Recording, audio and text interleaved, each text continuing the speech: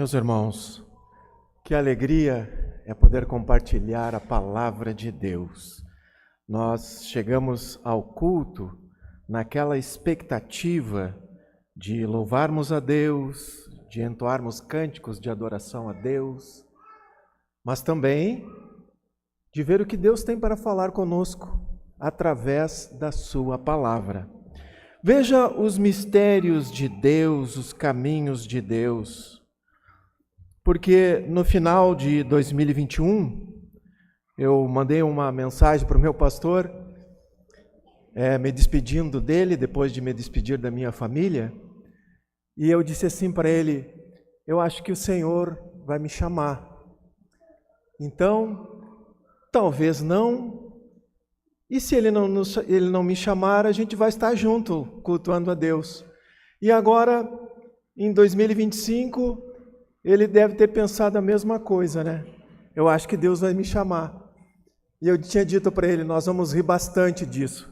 E hoje nós estamos aqui rindo de alegria, porque Deus poupa a nossa vida. Então eu quero, para nossa edificação, convidá-los a ler o Salmo número 30. O Salmo de número 30.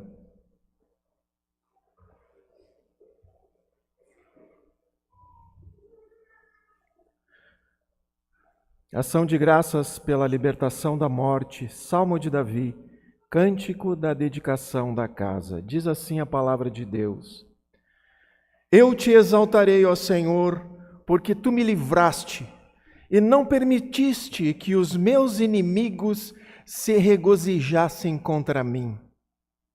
Senhor meu Deus, clamei a ti por socorro e tu me saraste. Senhor, da cova fizeste subir a minha alma, preservaste minha vida para que não descesse à sepultura. Salmodiai ao Senhor, vós que sois seus santos, e dai graças ao seu santo nome. Por que não passa de um momento a sua ira? O seu favor dura a vida inteira. Ao anoitecer pode vir o choro, mas a alegria vem pela manhã.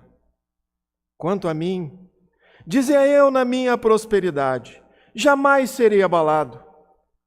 Tu, Senhor, por teu favor, fizeste permanecer forte a minha montanha.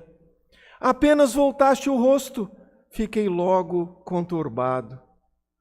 Por ti, Senhor, clamei, ao Senhor implorei.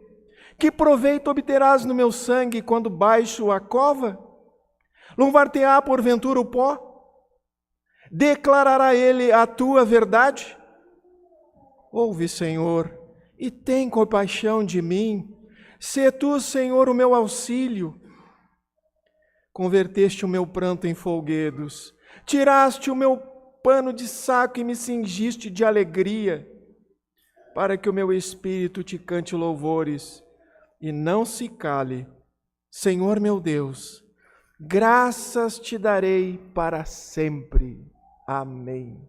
Que salmo! Hoje é um dia de grande louvor e gratidão a Deus pelo livramento que o Senhor realizou na vida do seu servo e, por extensão, na vida de todos nós. Meus irmãos, quando nós passamos por dificuldades difíceis mesmo, como esta que o salmista nos apresenta nesse Salmo 30.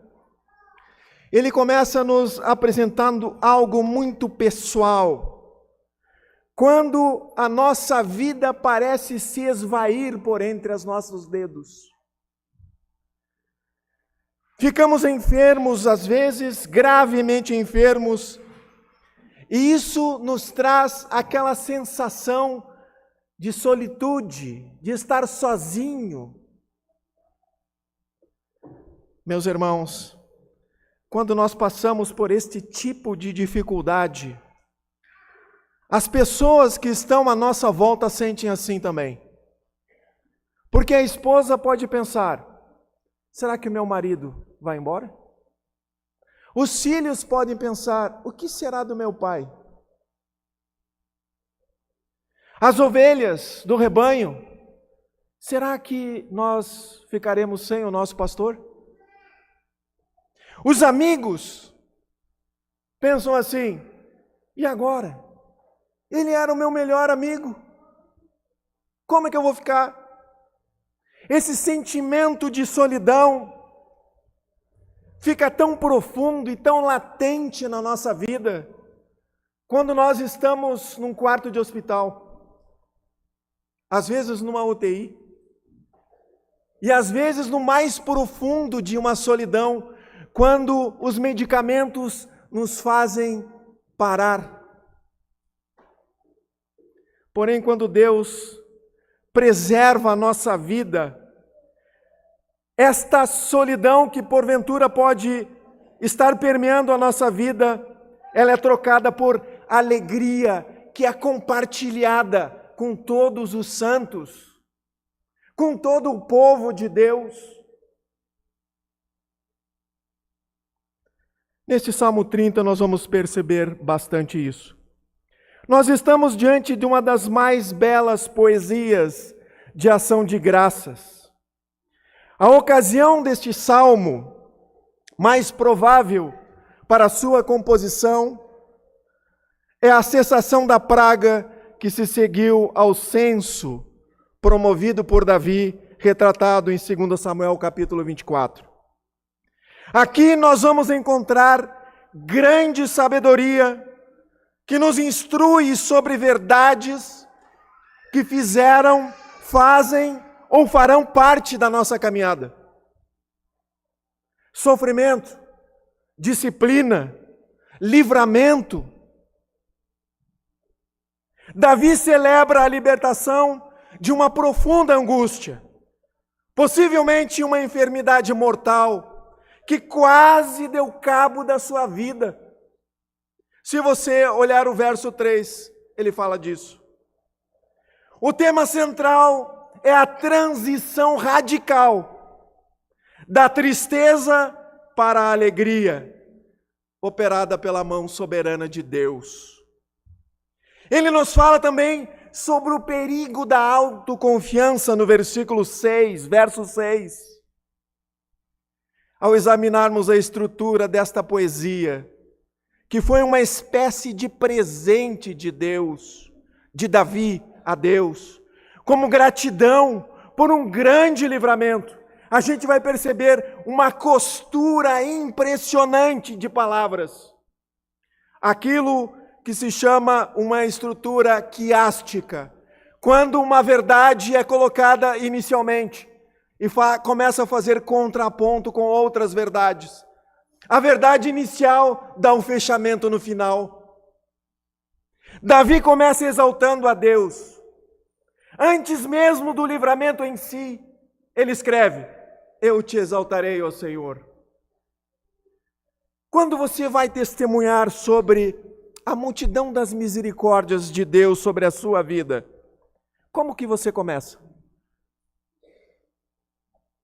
Então o Salmo inicia com essa declaração de louvor, do verso 1 ao verso 3, onde Davi exalta o Senhor por seu grande livramento. Davi se viu no fundo do poço, no Seol, como se o seu corpo tivesse descido à sepultura, mas a mão de Deus o resgatou. Então ele diz: porque tu me livraste. Em seguida, nos versos 4 e 5, Davi convoca todo o povo para a adoração por este grande livramento. O motivo para essa grande convocação, o motivo por essa convocação de hoje, é o caráter de Deus, ou seja, a sua ira é momentânea, mas a sua benevolência, o seu favor, não apenas resulta em vida, mas na perenidade da sua misericórdia sobre nós, seus filhos. Eu acho esse movimento impressionante. No versículo 5 temos a célebre declaração: ao anoitecer pode vir o choro, mas a alegria vem pela manhã.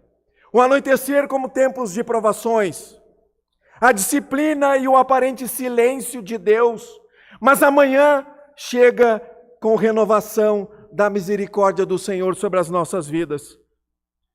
Os versos 6 e 7 revelam a causa da aprovação de Davi. E preste atenção, porque há grande sabedoria aí. A autoconfiança gerada pela bonança. No conforto ele presumiu que jamais seria abalado. Verso 6.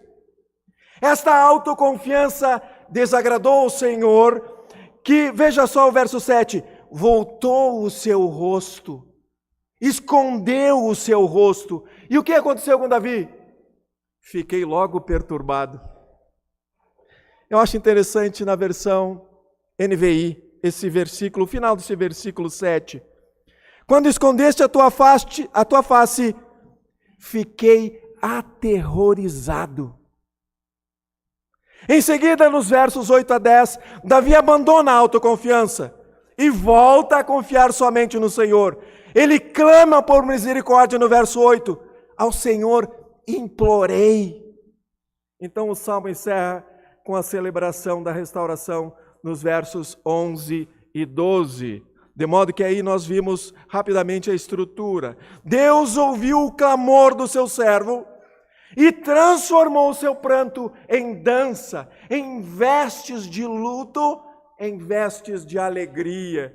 Que contraste impressionante dos juízos da ira de Deus com a sua misericórdia. Davi compreendeu que o propósito da preservação da sua vida não foi o conforto. Não foi simplesmente fazer a sua vida dar mais alguns passos. Não.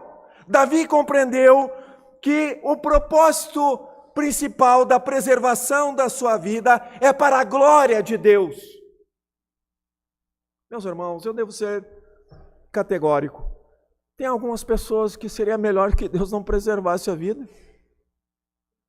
Porque depois de ver toda esta misericórdia sobre eles ainda são ingratos, acomodados.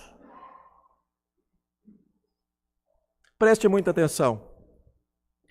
A vida do crente que foi resgatado da morte torna-se um testemunho perpétuo da graça de Deus, resultando necessariamente em serviço e cântico de louvor perene. Agora, não apenas individualmente, coletivamente. E por isso nós estamos aqui. De modo que a grande sabedoria nestes versos. O tema, portanto, do sermão nesta manhã, a brevidade do choro e a eternidade da misericórdia. Primeiro movimento, versos 1 a 3. Neste salmo, o rei Davi vai contar então a sua experiência. Ele começa nesses versos de 1 a 3, falando de forma muito pessoal, muito individual. Veja esses movimentos. Verso 1, tu me livraste. Veja o verso 2, clamei a ti por socorro. E o 3, tu preservaste-me a vida. Eu te exaltarei ao Senhor porque tu me livraste. Davi estava numa situação calamitosa e o Senhor o livrou. Porém, quando progredimos para a segunda parte do verso, que eu quero dar um enfoque, ele diz assim, e não permitiste que os meus inimigos se regozijassem contra mim. Então, na primeira parte, algo muito pessoal. Tu me livraste, eu clamei, tu me preservaste. Mas quando chega na segunda parte, Davi amplia para o coletivo. Na experiência de Davi, e isso pode acontecer conosco também, muitas vezes, além da própria dificuldade que nós estamos enfrentando, nós corremos o risco de sofrer o crivo indesejado daqueles que desejam a nossa ruína. Que lamentável é isso. Os ímpios conjecturando por que esse homem está sofrendo. Veja só, a título de exemplo, a irmã fulana operou o nariz. E alguém já começa. Que vaidosa. Mas ela tinha apenas um desvio de septo. Precisava corrigir para respirar melhor. Não é vaidade. Mas não era nada disso. De modo que Davi vê a bênção divina da preservação da sua vida e também da preservação das conjecturas dos ímpios. De uma forma muito simples, irmãos, os ímpios podem gastar à vontade a sua saliva, desejando o mal, falando o mal, porém o Senhor não nos livra apenas da morte, o Senhor também nos livra da língua perversa dos ímpios. É um duplo livramento. Senhor, tu me devolveste a vida. Senhor, tu me poupaste da língua perversa dos ímpios. Agora veja o verso 2 e 3. Prossegue o salmista. Senhor meu Deus, clamei a ti por socorro e tu me saraste. Agora veja o 3. Senhor, da cova fizeste subir a minha alma, preservaste minha vida para que não descesse à sepultura. A enfermidade retratada aqui por Davi era algo muito grave. Hoje, meus irmãos, nós vivemos uma situação de muitos avanços tecnológicos nos fármacos, nos procedimentos investigativos de doenças. Os próprios procedimentos médicos avançaram sobremaneira. Mas imagine você sofrer uma doença gravíssima na época de Davi. Para onde ele iria recorrer? No caso de doenças contagiosas, como a lepra, naquela época, o texto de Levíticos 13, por exemplo, nos diz que a pessoa era declarada imunda e alijada do contexto social. Não podia mais ter interação social. Considerada imunda. No caso de Davi, a enfermidade foi tão grande que ele diz assim: escapei da morte. Então ele clamou por socorro e Deus o curou. Às vezes, irmãos, em sua soberania, Deus nos promove a sua glória. E outras tantas vezes, nos abençoa com mais um tempo de vida aqui. E deixe-me aplicar esses versos 3 primeiros. Pessoalmente, quando as coisas ficam difíceis, o que você faz? A quem você clama? A quem você recorre? Veja, coisas difíceis aqui, meus irmãos, não é estou angustiado porque perdi o celular. Não. Coisas difíceis aqui não é porque estou gripado. Não. É morte. É estar à beira do abismo. E talvez você não tenha passado por uma situação assim. Mas e quando esse dia chegar? O que você fará? Quando os tempos difíceis se abatem sobre os teus irmãos, qual a tua postura? Você dobra os joelhos e ora pelo teu irmão? Ou você fala mal dele como os ímpios fazem? Meus irmãos, é maravilhoso perceber como os dias maus trazem à tona de todos nós, seja para aquele que está sofrendo, seja para aquele que está à volta daquele que está sofrendo, a verdade sobre o nosso caráter cristão. Esse caráter aflora, se revela nos momentos difíceis. O que Davi fez quando recebeu esse grande livramento? Versos 4 e 5. O Senhor o livrou pessoalmente de uma enfermidade que era para a morte. Então o que ele faz? Ele quer celebrar com todos os seus santos, dando graças ao santo nome de Deus. Meus queridos irmãos, porventura o que nós estamos fazendo aqui nesta manhã? Se não adorar a Deus, louvar o seu santo nome, bendizer o seu santo nome por grande livramento? O que nós estamos fazendo aqui?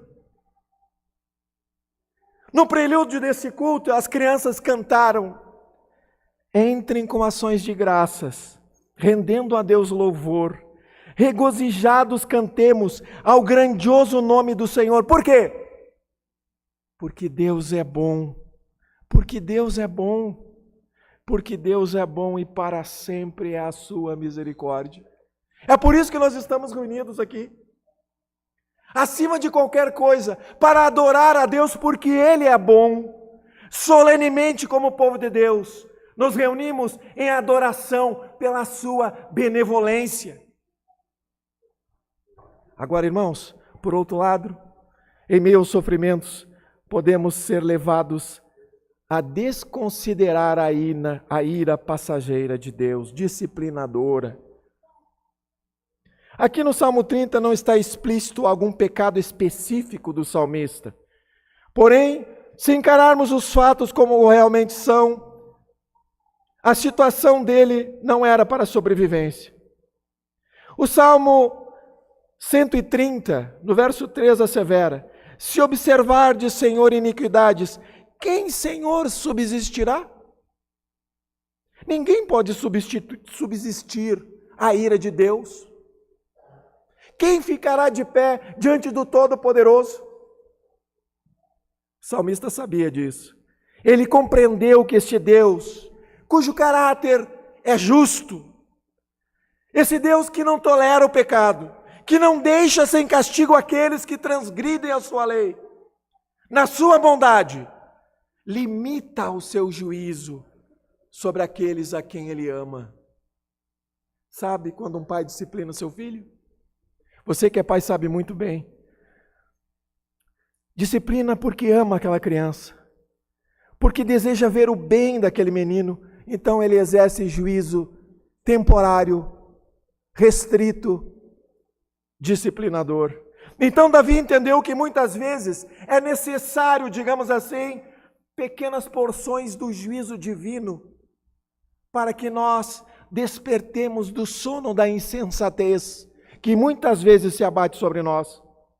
É assim que nós vamos compreender que o mesmo Deus que visita a iniquidade dos pais nos filhos até a 3ª e 4ª geração, é o mesmo Deus que abençoa até a 1000ª geração os que o amam.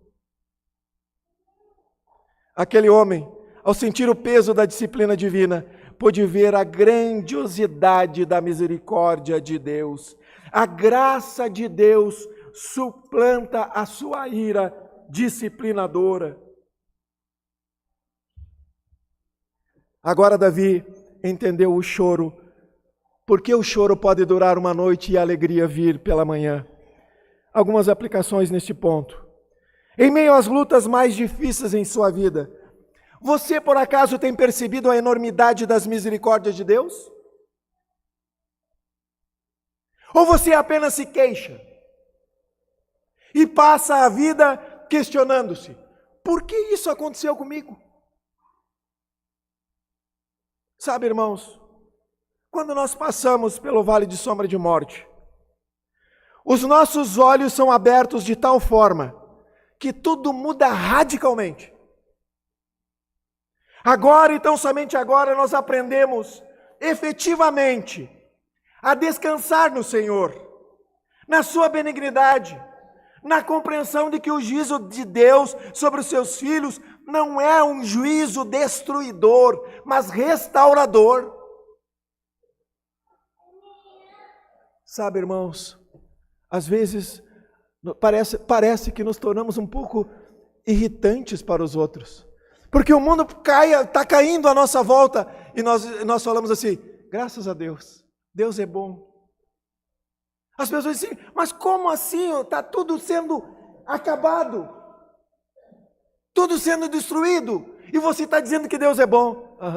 Sim, Deus é bom, a sua misericórdia dura para sempre.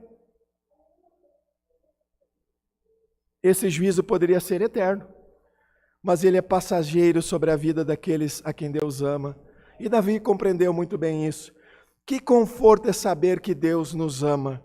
Que conforto maravilhoso há na certeza de que mesmo que Ele nos chame para junto de si, isso na verdade seria a cura em definitivo. Em seguida, versos 6 e 7. Quanto a mim, dizia eu na minha prosperidade, jamais serei abalado. Ah, meus irmãos, A autoconfiança gerada pela prosperidade, pela bonança, quando tudo está indo muito bem, quando a gente está cheio de saúde, quando lá no trabalho está tudo ótimo. Que bonança maravilhosa. Então a gente diz assim, eu não vou ser mais abalado. Agora, como diz o nosso hino nacional, estou deitado eternamente em berço esplêndido, ao som do mar à luz e o céu profundo. Que maravilha! E aí o que a gente faz? A gente começa a lançar a nossa confiança em nós mesmos. A vileza do nosso coração nos prepara este tipo de armadilha. De modo que nós paramos de confiar em Deus e passamos a confiar em nós mesmos. Esse sentimento de autoconfiança desagradou a Deus. E veja a consequência no verso 7. Tu, Senhor, por teu favor fizeste permanecer forte a minha montanha. Fazer permanecer forte a minha montanha significa que Deus deu estabilidade para ele, bonança para ele. E agora veja a parte final. Apenas voltaste o rosto, fiquei logo conturbado. Na NVI, fiquei aterrorizado. Veja só quão impressionante é isto. Davi não está dizendo assim, Deus, quando tu deixaste de me abençoar? Não, Davi não está dizendo isso. Davi está aterrorizado, por quê? Porque Deus simplesmente virou o seu rosto, não olhou mais para ele. Eu preciso ir direto para as aplicações aqui, dessa parte. Quantas pessoas confiam em si mesmos? O Salmo de número 20, verso de número 7, fala exatamente disso. Uns confiam em carros, outros em cavalos. Nós, porém, nos gloriaremos em o nome do Senhor nosso Deus. Quantas pessoas querem ter isto ou aquilo de Deus? Pedem por tantas coisas. E até mesmo algumas exigem de Deus. Como se o Senhor fosse igual a eles. Mas este homem, Davi, que era um homem segundo o coração de Deus, ele queria apenas que Deus olhasse para ele. Olha para mim de novo, Senhor. Irmãos, daqui a alguns minutos nós vamos participar da Santa Mesa, a ceia do Senhor. O nosso pedido deve ser este, um dia muito especial, como este que estamos vivendo. Senhor, não me afasta da tua mesa. Pare de pedir coisas. Queridos, quando estamos por um fio, nós vamos descobrir que tudo o que nos basta é que Deus olhe para nós. Que Ele não tire o seu olhar para nós, para conosco. O hino 146 do nosso inário. E no início desse sermão, eu falei que eu mandei uma mensagem de despedida no final de 2021 para o reverendo Daniel. E eu disse para ele assim, pastor, quando o senhor fizer o meu velório, eu quero que você convide a igreja para cantar o hino 146. Ele diz assim, um trechinho. Ó, não temas, pois eu contigo sempre serei. Ó, não temas, porque eu nunca te deixarei. Que alegria, que confiança nós temos em Cristo Jesus. Ele nunca nos deixará. Percebendo o erro da autoconfiança, Davi volta-se para Deus nos versos de 8 a 10. Veja, por ti, Senhor, clamei, ao Senhor implorei, que proveito obterás no meu sangue quando baixo a cova? Parece que Davi está argumentando com Deus. Olha, Senhor, se eu morrer, que proveito há nisso? Agora é hora de encarar a realidade dos fatos, de aprender a implorar por misericórdia, e isso é um verdadeiro triturador do nosso orgulho. Os altivos jamais permanecem. diante do Todo-Poderoso. Nesta situação, o salmista começa a avaliar a sua vida. Deixe-me aplicar isto de imediato. Será que este é um argumento que nós poderíamos usar diante de Deus? Você poderia usar esse argumento diante de Deus? Senhor, se tu me levar para junto de ti, que proveito há nisso? Será que esse argumento você poderia usar? Ah, Deus, não me deixe morrer. Eu quero te adorar no culto solene junto com meus irmãos.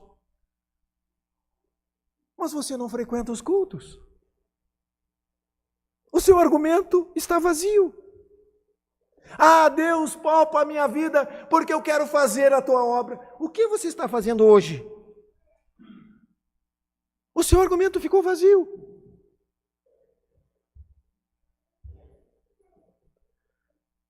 Então Davi, celebrando a restauração com voto de louvor perpétuo, Salmo 30, versos 11 e 12, converteste o meu pranto em folguedos, tiraste o meu pano de saco e me cingiste de alegria.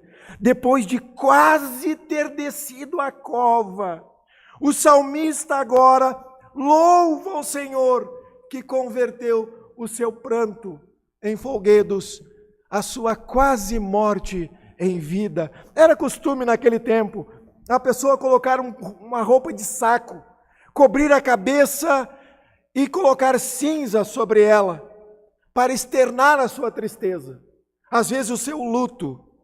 Depois de tudo que ele passou, meus irmãos, agora Davi troca tudo isso por vestimentas de alegria. Ele concluiu o salmo como começou, ou seja, ele começa o salmo com ações de graças. E ele conclui: para que o meu espírito te cante louvores e não se cale. Senhor meu Deus, graças te darei para sempre. O tempo de choro é breve, mas os louvores são para sempre. Concluindo, portanto, o sermão nesta manhã, hoje aprendemos nesse belo salmo sobre a brevidade do choro e a eternidade das misericórdias de Deus. O choro pode durar uma noite, mas a alegria vem pela manhã.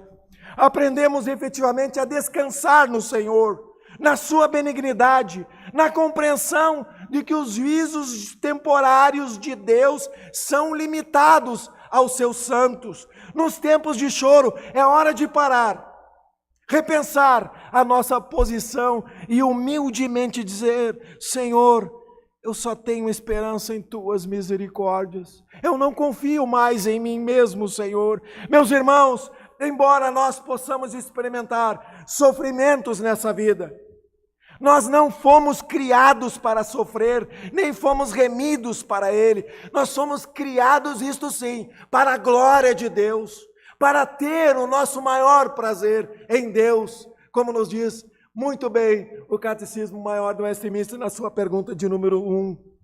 É Cristo, meus irmãos, o nosso Redentor, quem desceu à cova. É Cristo quem foi moído, transpassado, para que nós fôssemos curados. Irmãos, é Cristo que nos levanta da quase morte. E quando lá no Evangelho de João, ele diz qual é a vontade do Pai. Ele diz que nenhum daqueles que tu me deu se perca, mas eu os ressuscite no último dia.